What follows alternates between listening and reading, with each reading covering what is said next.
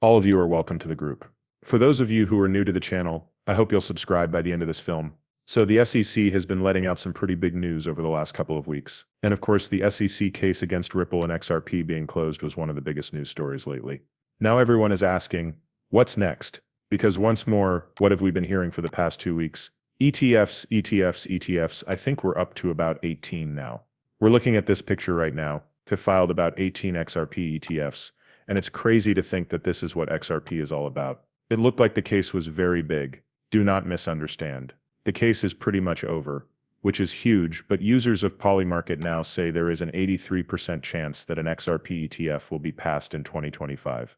But wait, that's the point. There won't be just one XRP ETF, 18 will be allowed for XRP. Don't get me wrong, everyone was interested in the XRP case. It's big that the case is almost over, but this is the tsunami behind XRP right now, and the waves are getting bigger and bigger. I don't think anyone will be able to stop what's coming once it's all approved and trading live. That's why I stayed sane. I kept my eye on what was happening behind the scenes, even though the case was still going on. Once it was over, we'd have this to look forward to. Also, since the case was almost over, we've had live physically settled XRP-USD futures trading with real asset delivery, better price discovery, and full CFTC regulatory compliance. We have only seen a few moves since the case was pretty much over, but this is one of the few that changes everything. But I do think there will be a lot more news like this.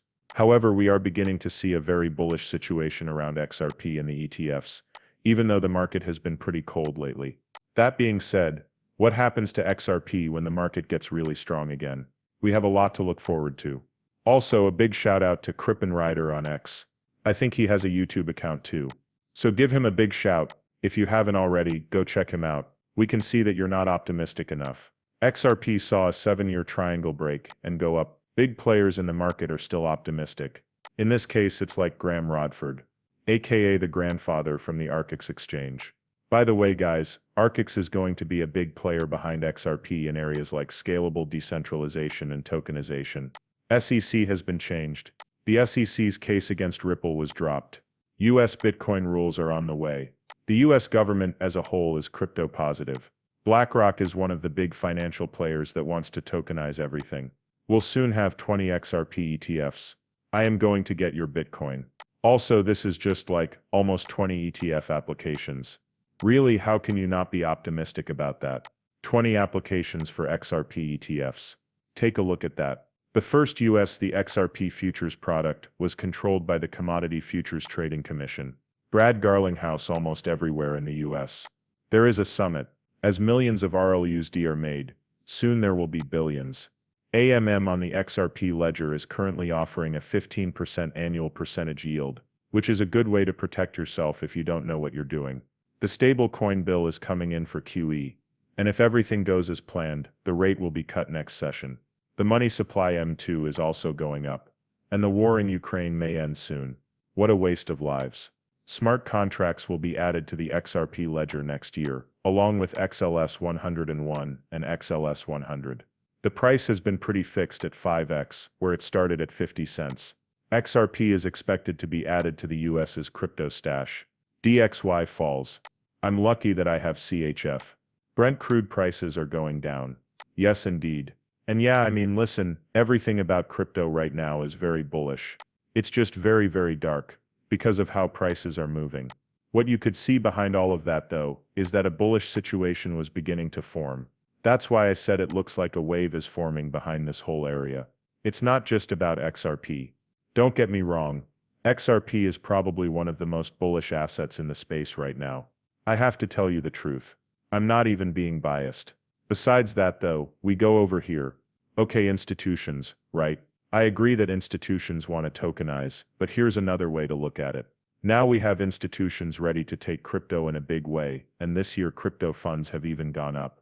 83% of institutions are going to increase the amount of crypto they hold in 2025.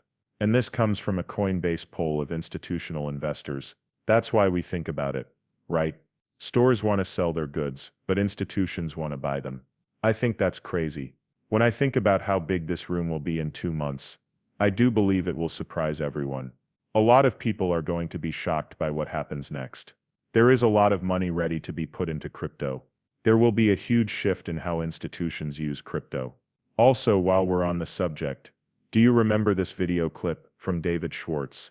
In it, he talks about how Ripple's current plan is to add the basic features needed for institutional DeFi to the XRP system.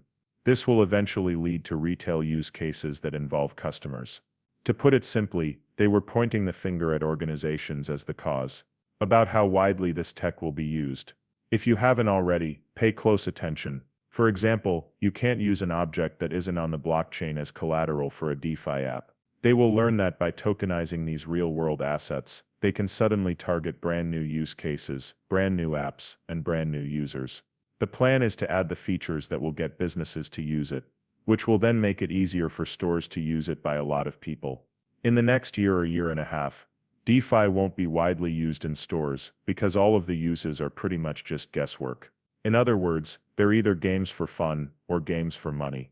If we want to take over finance, we need boring things like a bank account, a savings account, a retirement account, a stock portfolio, smart investments, and so on.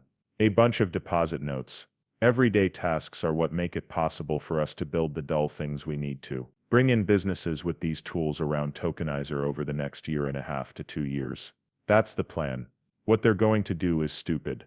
Many of them will have big ideas, and some will see this vision and come to blockchains because they know what it's like. Changes the way money works, but a lot of them will be here just because it's cheaper, faster, works on weekends, and has other small benefits that make it better.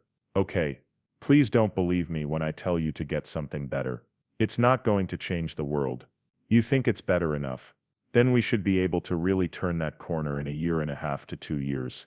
It's kind of like a mass acceptance in stores. Why do I bring this up again? Because of this movie, which was shown at the most recent summit.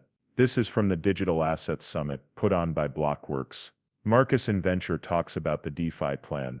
The XRP ledger, the first blockchain with a decentralized DEX, the first blockchain that lets you tokenize, new AMM features, new primitives, lending, and better programming. All of this is happening at a time when XRP is very popular among bulls.